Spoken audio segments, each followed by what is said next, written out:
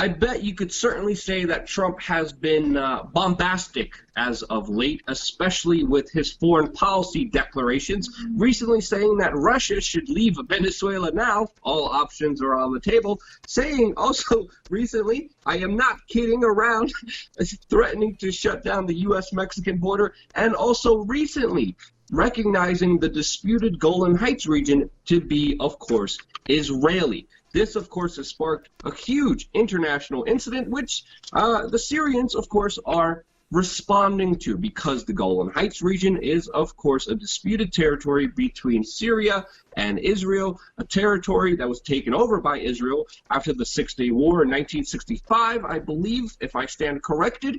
And right now, Donald Trump said, yeah, that huge territory is officially recognized as Israeli. Not internationally recognized. There's a lot of people speaking out against it, with even Russia responding, saying, well, as soon as you bring troops out of Syria, we'll bring troops out of Venezuela. And right now, the situation is only getting more heated, with, of course, similar bombastic rhetoric from the Syrians, who are saying the United States should give Israel South Carolina instead of Golan Heights. It's the land of Senator Lindsey Graham. Now, as you know, Lindsey Graham, he's pretty much a neoconservative. He's pretty much the main kind of pusher behind these globalist wars of aggression that don't really serve the interest of the American people, and have created an utter mess in that region. But let me read you the facts here, because we have Bashar al-Jarrafi. I can't say that. I apologize. My Syrian's not that good. But the article reads here, Syrians' permanent representatives to the United Nations made the remarks at a Security Council session organized Thursday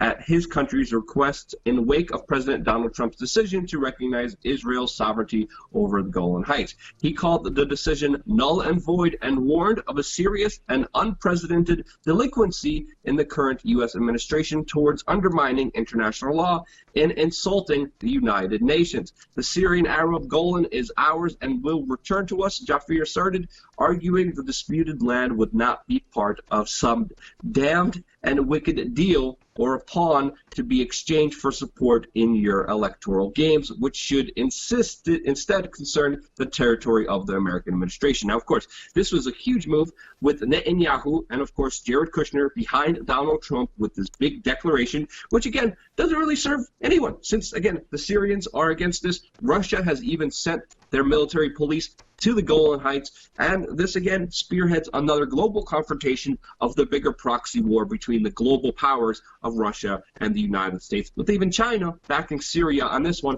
as well as a large portion of the international community. Now, the representative from Syria in the United Nations goes on, America is a wide and vast country.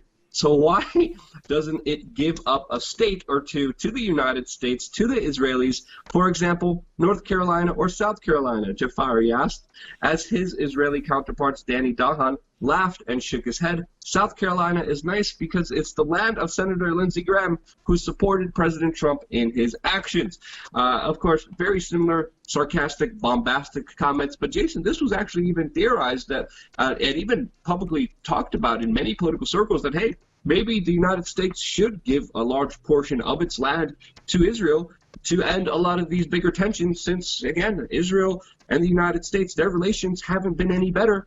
The best they ever have been ever since Donald Trump's presidency. What do you think about these latest comments, and even some of the serious political talk of that has happened before, of giving Israel a big part of the United States?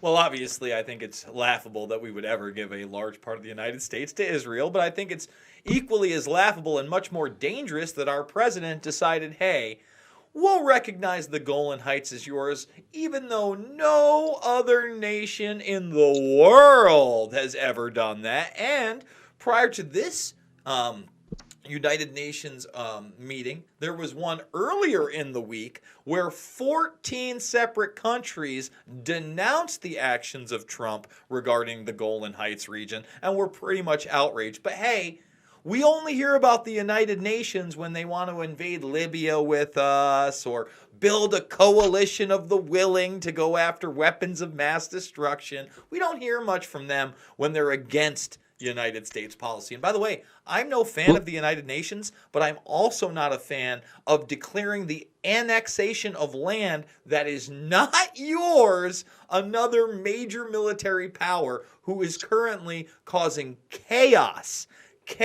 in that region of the world by bombing airports in Aleppo. That also happened this week. Now, Jason, it's contested, and let's call out the UN for what it is. It's kind of a big, kind of globalist, pointless body that's just very symbolically does things. Again, they've been caught up with a lot of scandals within themselves as a large institution that we talked about on this channel before. But again, a lot of this is just a lot of kind of just perception. Donald Trump says this is true, so the world has to take it seriously. The world's not really taking it seriously, but could this lead to a bigger conflict? I think so. I think we have to understand that the possibilities of a bigger conflict evolving here, whether it's Venezuela with Trump's kind of topics, whether it's another larger conflict in Syria especially, I think those conflicts are very, very possible, and Trump's bombastic comments don't do us any favors, and they are going farther than what Barack Obama even did. And Barack Obama was renamed by many people who were critical of him Barack Obama. So the situation here is extremely interesting because obviously Trump came off a huge, big political win. And now he's saying a lot of bombastic things that, of course, some people are bringing up, but we have to understand here. These are, again, symbolic gestures, declarations that he's saying, but they're leading to ultimately the same pathway, and that is a bigger war, predominantly trying to face off against Russia, what most likely will be a proxy war.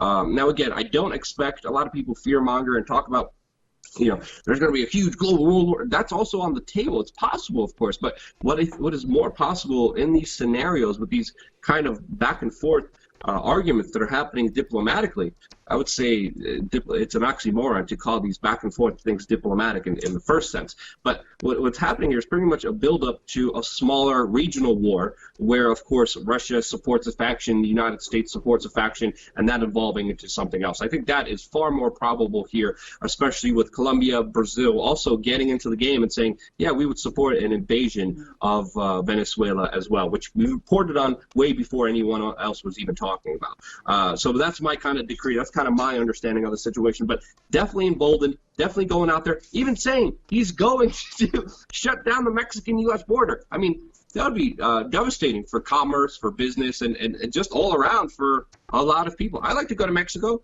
I want to go to Mexico when I want to, not because Donald Trump says I can't go to Mexico. What's wrong with people? Again, I know he's acting very tough, but do you think the world's going to take him seriously, Jason? Well, I think that they kind of have to take him seriously. Listen, you're talking about contested airstrikes and bombings in Syria. Listen, we can't contest that they actually happened. So here's Sputnik News talking about how Israel has raised the stakes. Now, this is a really interesting article right here, Luke.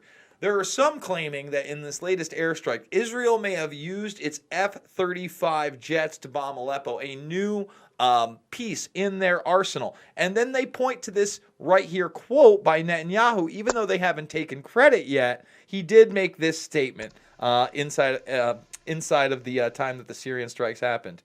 Iran is constantly trying to place in Syria precision long-range missiles that are very advanced and highly lethal missiles. We are not prepared to accept this. Our activity against Iran's attempt to establish military bases in Syria and to be placed in advanced weapons there continues all the time. Now, what does that mean? Well, again, these were supposed to be Iranian targets at the international airport in Aleppo. And from all reports that I've seen, we've seen 6 to 7 deaths, and they're saying they were Iranians. So if it wasn't Israel who did this, I don't know who it was. So to me, Luke, Trump has backed Israel at every step. It does not show me promise that he is going to get us out of this regional war in Syria, in Afghanistan, in Iraq, as was promised on the campaign trail. Until I start seeing actual actions that are getting our troops home and ending this ludicrous war on terror, I think the guy's very dangerous. Yeah.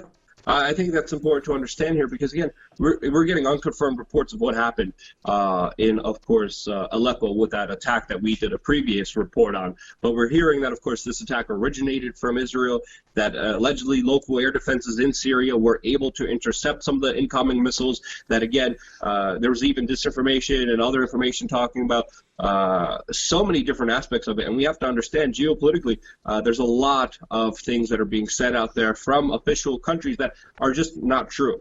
But I think one thing that is true is that Trump is more bombastic than ever, and this is something to keep a close eye on because, again, these proxy wars are serious. The last proxy war in Syria literally created ISIS. The other proxy war in Libya created slavery and still has modern-day slavery inside of Africa because of Barack Obama. People need to realize the serious implications of aggressive foreign policy that has been committed and only escalating with every other president. And it's severely escalated with Donald Trump with his remarks that I believe we have to keep a close eye on because the repercussions of those remarks are very serious. That's my take on it. If you guys enjoy this video, let me know why in the comment section below. Let me know if you think we're wrong on anything. We love to learn from you, and the best way to learn is, of course, to communicate openly. We don't censor any comments down there, so feel free to express yourself. Let us know what you think in the comment section. Subscribe and stay tuned for more here on wearechange.org.